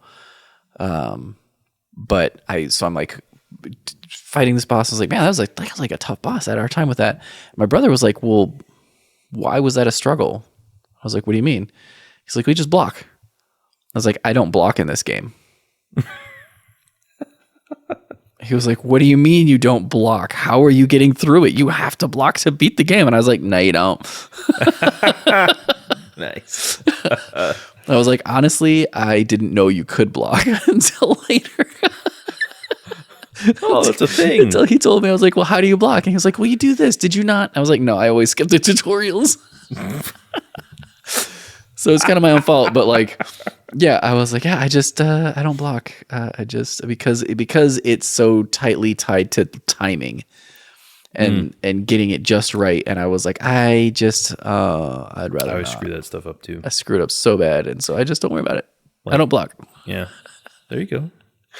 Did you beat it? Oh yeah, I beat the game. See, you didn't have to block. Didn't need to block. See, you got good. I did. Almost with like one hand behind your back, but you still got good. Apparently, yeah. What was I gonna say? Oh, apparently in Dark Souls, like I'm sure that's been like memes about it. I don't know. I'm not hugely up on the Dark Souls meta stuff. Like, I think like rolling, like dodging is a big part of it. Like, again, it's like, timing, like blocking, rolling. There's some timing stuff in Legend of Zelda, and that's almost, or in Breath of the Wild, and it's almost too much for me. Really? It is, and it's not super duper tight.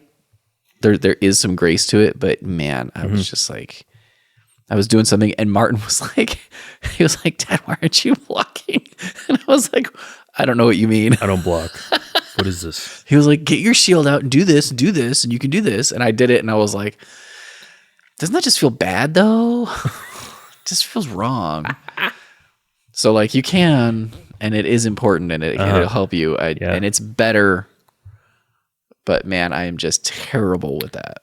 Yeah, I'm no good. Like, with those kinds of games, like I'm always really, or well, I guess it wouldn't be those kinds of games, but like other games that have that element, at least at some point, where it's like, I like the ones where it's like you're in a fight or something, and then suddenly it's like, push X really fast. And I'm like, oh, okay, push X, yay. And then it's like, block, like, hold the bumper. Right. And I'm like, but it gives you a real, like, nice cushion where it's like, it gives you time. Because I'm like, slows down time for a second. I have to push this button. Oh, okay, I pushed it. I'm still alive. Yeah. Whereas in, like, Zelda or well, Dark Souls for sure, you'd just be dead. You just have to know when to do it. Yeah. Dead. And I prefer, even in like Metal Gear 5, there's spots where, in all the Metal Gear games, right, there's kind of like a bullet time where it slows down a little bit and you can kind of, it gives you just like an extra split second to kind of get your shot off the way you want it. Like, that's fine, because it just, again, slow motion, you can move and aim and then shoot. And it's not really like super tight timing most of the time, except for in the one boss fight in Metal Gear Solid 2. That one you needed, and you didn't need it. It would be helpful. You can use your sword and cut missiles down with it. Oh, but I don't have the timing for that. So nice. I had to dodge. Well, there's more than one way to beat the game. Well, you find these other ways. In Metal Gear 5, that's the point, is you're supposed to be able to approach the same situation in multiple ways and in new ways and stuff. It kind of works. Cool. Good chat. How would you rate Uncut Gems? We kind of got distracted by the beverages. Oh. I think we should go back and rate Uncut Gems. Before we do that, what are we going to rate the Ziggies? The Ziggies. Oh, man. The Red Bull taste alike. I'd probably give that one like an 8. 8.5. Yeah. Yeah. It's good. 8.5 out of 10. Maybe a 9. It didn't taste super, because it was a zero sugar. It didn't taste super artificial. No, yeah. That's another thing. It doesn't leave that aftertaste in your mouth. It was real smooth. And it's not overpowering. Like you said, it's not overpoweringly fruity like some of these, TikTok-y energy drinks like your Ghost and your G Fuel. You melt 1,000 Sour Patch Kids. Yeah. You concentrate it into this one drink. Suddenly, a disturbance in the force, as if millions of Sour Patch Kids were cut down, melted down, and poured into cans. By a TikTok influencer. Oh man, have you seen those videos of like the crazy, like the energy drink kids, the teenagers, where they pour like 10 different energy drinks and like sour gummy worms and all this kinds crap of stuff into a bowl, and they just and they like scoop it out and drink it. And I'm might as well. Kids have a heart attack. Gonna have a heart attack. Yeah. That's what's wrong with kids these days. The TikToks and the energy drinks and the candies. Let's not pretend like we wouldn't have been doing that. Oh, I would totally do that. Like, man, we're the guys who mixed Mountain Dew and eggnog together. Yeah. No, yeah. Doonog. So I'm just saying, like, oh, Doonog. Like, on the one hand, I'm like, yeah, they're stupid. On the other hand, I'm like, no, that would be me. That would have been me. I would have been doing that too. 100%. I mean, like, honestly, I'm not doing it now. I'm acting like I'm disgusted, but honestly, I'm kind of impressed. Right.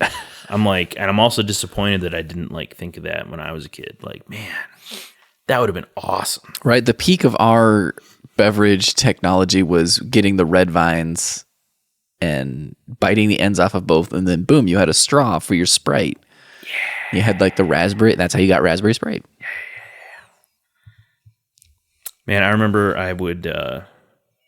This is really dumb. That's like totally a kid thing. Like, you remember like the Red Hots, like the spicy jelly bean, basically, right?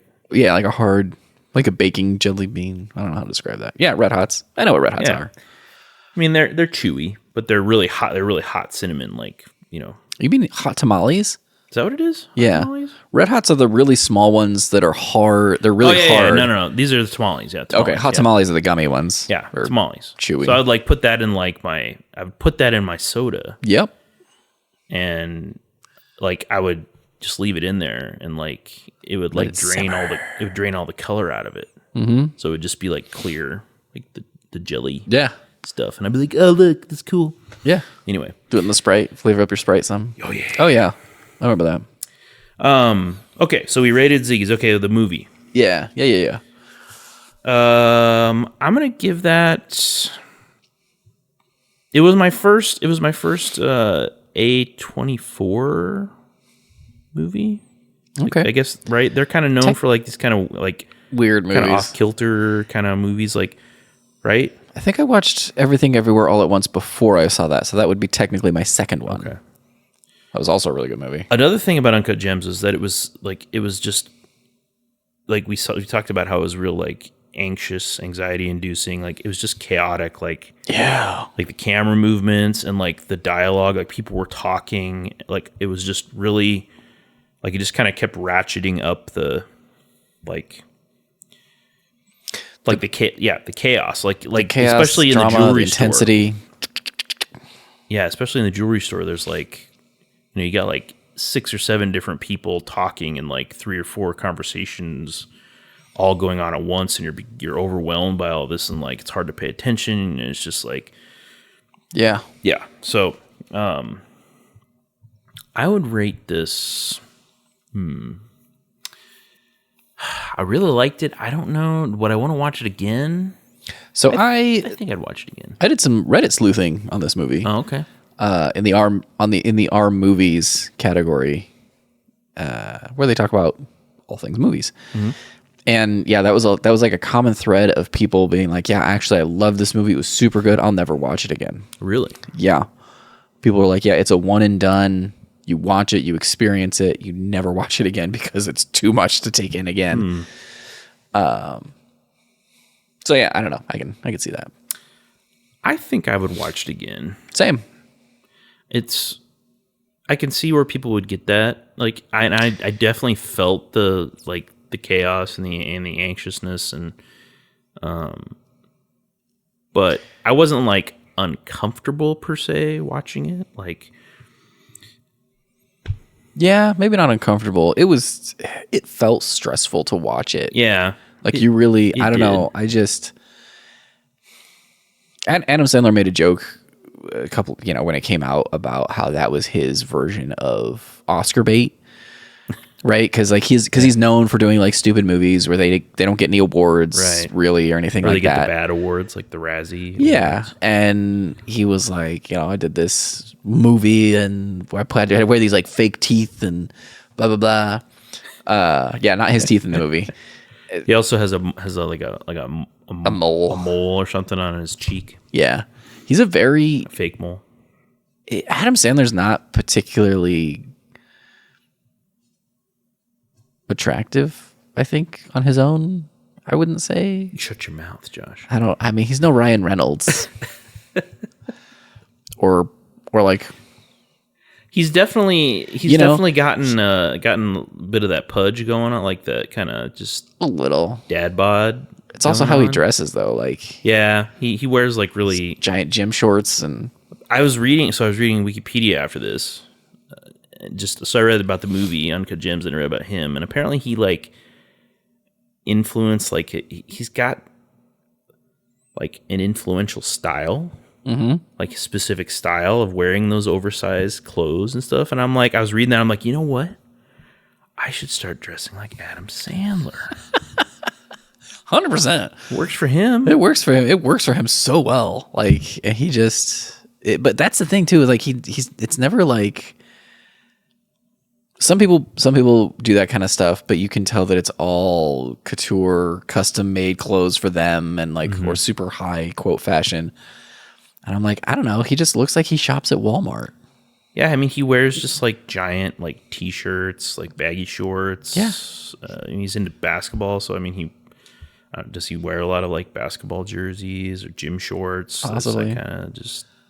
But he's he did such a I don't know if. I'll have to look at the movies from 2019 from like the Oscars, but man, watching that movie, he really like sucks you in, and I don't know.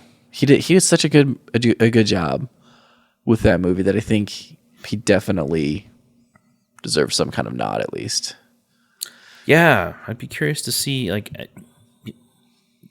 Did he win anything? No, he didn't win anything. No. Not even like he might have won a SAG award. That's what I was thinking. Maybe. I don't know. But yeah, no, he just anyway. So yeah, I just yeah, he does. I mean, he's and it's like that. It's that his character, that fast talking, charming, at least initially. Like he's just, and he seems so like sincere. Like everybody he talks to. yeah, Like you're hearing it and you're like, man, he just seems so like sincere and he's very convincing. But it's like you also know he's full of crap too, because he's pulling the same spiel on everybody. Yeah. Well, because we as the audience get to see that. Well, and I'm sure a lot of these people have probably heard it from him like multiple times too. So it's just Also, can't forget Idina Menzel. Yes. Is his wife. She and I was like, isn't she the Frozen lady? Yeah. Yeah. She does a great job too. She does. She's just fantastic. At first, you kind of think she's like maybe the villain in his life a little bit. That's like at first little bit, and then as more of it unfolds, you're like, no, she's a victim of his with him so much existence. Yeah. Yeah. His orbit. Exactly. So, okay, rating. Yeah. I'd give it an 8. Yep. Yeah. Yeah, I was gonna say 8.5 to 9. I think probably on 9. I think it had. Again, it was real intense. It's not one that you'd sit down and watch with your parents. Probably depends on your relationship with your parents. I couldn't. I don't think I could. I don't think my dad would like that movie. No, not at all. My dad probably would. He does. I can see your dad liking that. Yeah. He lives in Vegas and he has a advice. He was either starting a business or was helping out with a business where he does he'll give you advice on how to bet on things. Your dad will do that? Yeah. Oh. So he does not. He's not a big gambler himself, but he has picked up a few things, which apparently, living in Vegas, in case anybody doesn't know, big gambling town. Is that what they do there? It's a little village out there in Nevada. Is that what those big buildings place the odd bets. Yeah. Listen, just watch Ocean's 11. All right, it'll make sense. Well, he might. So he might like this with the gambling, or at least talking about the the I guess the technical aspects of the bets. Yeah. Not the degenerate gambling part. Hopefully nobody not. wants to get sucked into that. Hopefully not. Jeez. Yeah, it was. It was wild. It's just wild. Yeah, I think a solid 9. It was a really well done, well made, well performed movie, and I liked it. Mm-hmm. And I liked it. Me too. It was a nice departure from a lot of the snack movies, Mm-hmm. Oh yeah, definitely. It's like, if you've had a steady diet of you and Martin have been watching the Marvel cinematic stuff. Yeah, it's been a while. We haven't watched any in a while, but yeah. But I mean, yeah, like you said, I mean, this is definitely not your typical, not your typical action movie or drama movie or any of that. I think that's probably why the swearing and some of the stuff that goes on in the movie bothered me maybe a little less, is because a lot of movies are it seems like, maybe it's just my perspective after having watched a lot of Marvel movies, right? Mm-hmm. Is that they've kind of stripped them down a little bit to make sure that there's the widest audience possible. Mm-hmm. And I miss those niche movies where it's who is this movie for? And the A24 does a really good job because everything everywhere all at once is not for everybody. But it's everything everywhere all at once. All at once, yeah. So there's parts it'd that be for everybody. Shelley loved, and there was other, but overall she did not care for it. Superfan Alexa did not care for it. I liked it quite a bit. I think it needed more editing actually, but it was really good. I should watch it. It's trippy. This one was also kind of trippy. Like the music was kind of trippy. Right? The music almost didn't match. Right. The feel of like the gritty feel of the movie. But like it was still like it didn't match, but it was like it somehow made went sense along with it too. Yeah. Yeah. It was just like, oh yeah. Yeah. It wasn't jarring, but it was. I remember thinking it was almost kind of goofy. Weird. Like just kind of like trippy almost, like the music was. Trippy. That's a good word. Movie itself was not trippy. I mean, it was a trip. It was a trip. Not like trippy, a hallucinogenic, trippy thing. Very gritty. Yeah. So yeah, I think a solid 9 for me. Yeah, that was really good. I could. Yeah, Real I good. mean, I said 8, but I almost wonder if I watched it again, if I might even bump that up to a 9. It's possible. So rookie numbers. Bump those numbers up.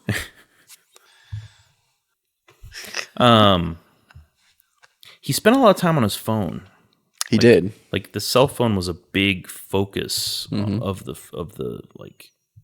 Well, yeah, because he was keeping track of bets and then scores, and then he was texting and yeah, like there was a lot of like deliberate shots of like him like typing out messages and receiving messages and or looking something up on there. yeah. Well, and you can tell it was set in an older time because he was on an iPhone, and you can tell by like the coloring and the message threads. You're like, oh, that's old school iOS. Is it? Yeah. It was just his phone was small. Yeah, and he had a really small phone. So I was like, and oh I'm yeah, like, oh, older. it's so tiny. It's an older one. Phones are all huge now. They are Kind of giant. anyway, I remember I remember having like an old I had an iPhone like 4. And I was like, oh yeah, it's an iPhone. well, for a while, like before we got into the smartphone era, it was like they were doing everything they could to make your cell phone as small as possible. And you know, if you had like a really small one, that meant you had like a new one, have the giant candy bar style. Yeah, and then the smartphones came out, and now they've just gotten bigger and bigger. Well, yeah, like they got really big, and then they got the dual screen ones that can flip out, and they're double the size. We'll see how those go over the next few years. Yeah, I mean, I guess Apple might be rolling out a flexible screen phone. I've heard whispers that Pixel might as well. We'll see. We're Google. Yeah, I don't think I'll get one. I'm always tempted to go back to, I always think about it, like in the midst of an iPhone contract, I'm like, oh yeah, I could go back to Android, but I haven't for a long time. Yeah. But they do have some cool hardware, like those, those foldable. It's a novel idea. I like the concept. I just think the screen technology isn't there enough for me to say, let me spend twice as much on this thing that I'll probably break in a week. Yeah. We just, my wife's phone was having a lot of issues where she would have to charge it 5 or 6 times a day because the battery just wouldn't hold. Yikes. So we were like, man, maybe we should upgrade. We're eligible. We have been for a while.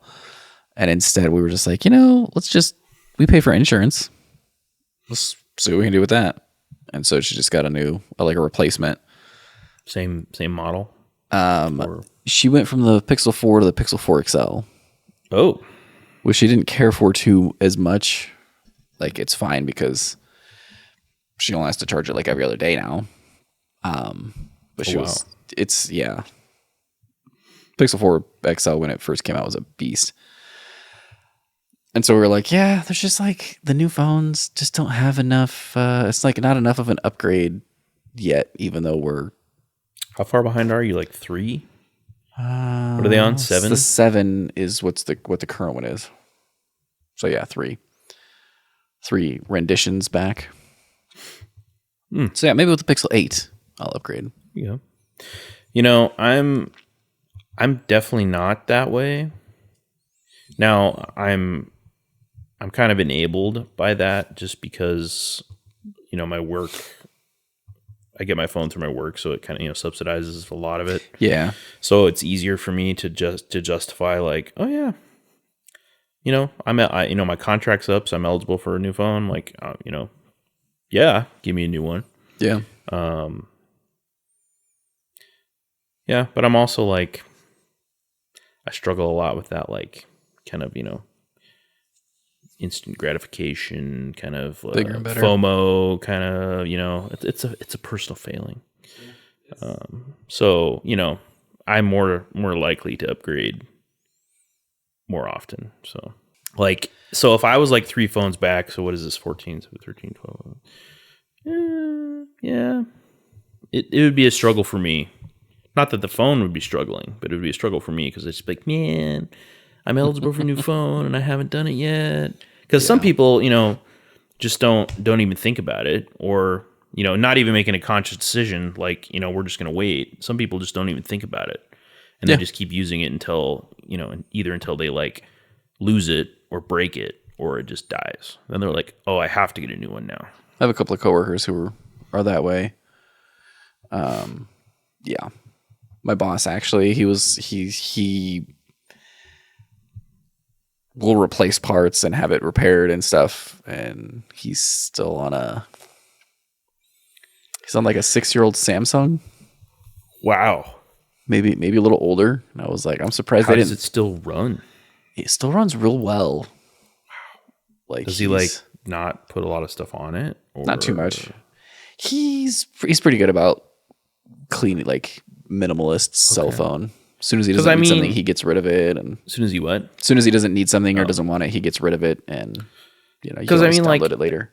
With an older phone, as the phones get older, I guess if you don't use it for a lot more than just phone, like calls, texts, if you're not gaming on it or downloading, create, all these newfangled apps and stuff, and or taking a lot of pictures or whatever, then it's just like it's not as obvious probably that it's that it's older. So. The primary use of his phone is to use it as a phone.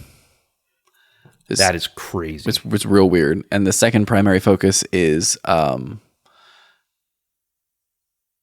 calendar for him, maybe something like that kind of thing. Yeah, appointment reminders, meetings. Yeah, things. Yeah, I can see that. Yeah. Well, Uncut Gems. What a great ride. That was a good goal to have for this year, and talk about that a little bit.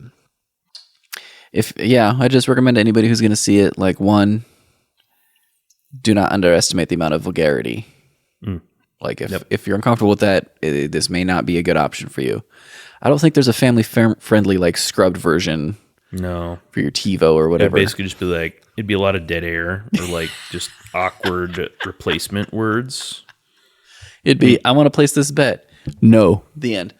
Yeah. Or if you need your movie to have a hero, this is also not for you. There's no good guys in this movie. There's not really. There's just very, very human people. I guess his wife might be the most good guy person. Maybe. What about his father-in-law? Maybe. Could be. I guess you don't learn enough about them. Yeah, I don't know if he gets enough time to determine kids, that. I guess. I don't know. Yeah. Just the fact that they're kids and they still have that kind of innocence. Kind of. Yeah. Yeah. We're not going to tell. We haven't told them how it ends, and we shouldn't. No, there's still a bunch of stuff we didn't talk about. We didn't spoil. Yeah. And I think that's good. Yeah. It's Yeah, honestly, I guess we didn't spoil much. It was not just too like much. Basic like plot info, not a whole lot. Yeah. Yeah, it's good. It's good. Yeah, probably don't watch the kids. I guess wouldn't. unless your kids are older, and Even then, I don't know if I would. Sorry, Mark. But I mean, like older, like 30s. I don't know if I'll. I don't know. Let's talk again when Martin's 30. Oh yeah. So man, I don't know. We keep talking for forever. So we got to cut this at some point. So yeah, Uncut Gems, good. We gave it good ratings. The drinks, good. Thanks, Alexa. Yeah. Super fan. I did notice on Instagram she was like, I don't sound like that. Like I said, she would. I told you. It was not meant to be an accurate impression. Yeah. It was just a placeholder to differentiate between who was talking. Right. We were just, we were telling a story. Yeah. But yeah, Alexa, if you intended the MedRx to be payback, like Josh said. Joke's on you. I liked it. Yeah. I don't think it was. She's not typically malicious in that way. No. It was It was a good contribution, and it was, we were skeptical, but it was good. It was pretty good. Yeah, like I said, I'm gonna hunt down some more. I want to know. Find some different flavors. Some different flavors. Yeah. All right. Well, we don't know what our topic's going to be for the next episode, but you'll be the first to know, listeners, because you'll be listening when we talk about it. So we got a list. We're working on it. We do. Yes, we do. We do have a list. We got to see. Got to see and review Cocaine Bear. Oh yes, that just came out like last week. Yeah. Oh, I really want to see that. Yeah. Hey, I think it's Ray Liotta's like official last movie. Yeah. And produced by Elizabeth Banks. She directed it. Did she direct it even? Wow. Yeah. It also has a TikTok, a guy that was famous from TikTok, like he's one of the paramedics. Cool. Gosh, he's a guy, I can't think what he talks about. Like he has a real specific style of his videos. He's got a mustache. Dark hair, dark mustache. Is he the guy that does the rich guy versus the wealthy guy? He's got a mustache and dark hair. He does it's like a real intense takedown. Oh, I don't know about a takedown. I don't know what I'm saying here. Gosh, what's his name? I'd have to look it up. But yeah, I've seen him. I know him from TikToks or TikToks posted to Instagram. So how the old people get their TikToks. Okay. TikTok's Scott Seiss confirms he's in it. Yeah. Okay, he's got a mustache. I don't think I've seen. Oh, the angry retail guy. That's it. Oh, yeah, okay. Yeah. I've seen a few of his. Yeah, he basically. Yeah, that's it. Yep, that's him. Good for him. That's him. Yeah, good for him. Yeah, and it's got. It's got quite the cast. It does. Yes. Yeah. So that's on the agenda at some point. So yeah, we should see that before it leaves the theater. It's going to be another busy theater year for me this year. That's not a complaint. It's just one of those observations of, right. I go a really long periods without seeing movies, but this year it's I haven't been to one yet. I don't think. Did we go to one in January? No, that was last year. But it was Cocaine Bear, new Ant-Man movie, John Wick 4.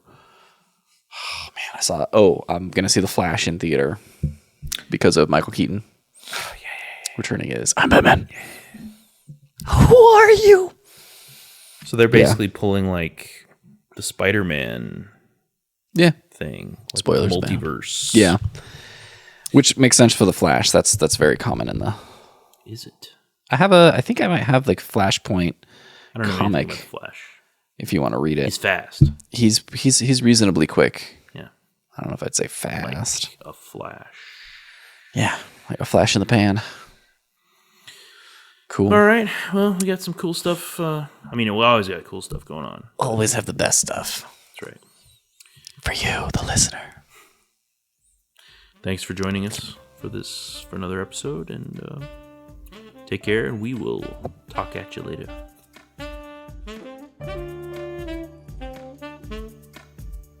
Thank you so much for listening. You can find The Open Eclectic on Twitter, Facebook, Instagram, and MySpace. Want us to ramble on about something specific or have a comment on what you just heard? Send us an email at theopeneclectic@gmail.com. We now have a Ko-Fi if you feel like supporting the show. That's ko-fi.com/theopeneclectic. Or support the show by leaving us a review. Thanks. We hope you'll join us again next time on The Open Eclectic.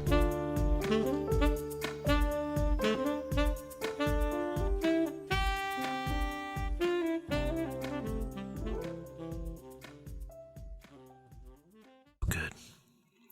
Vitamin, I see you. Haven't subscribed to my podcast yet.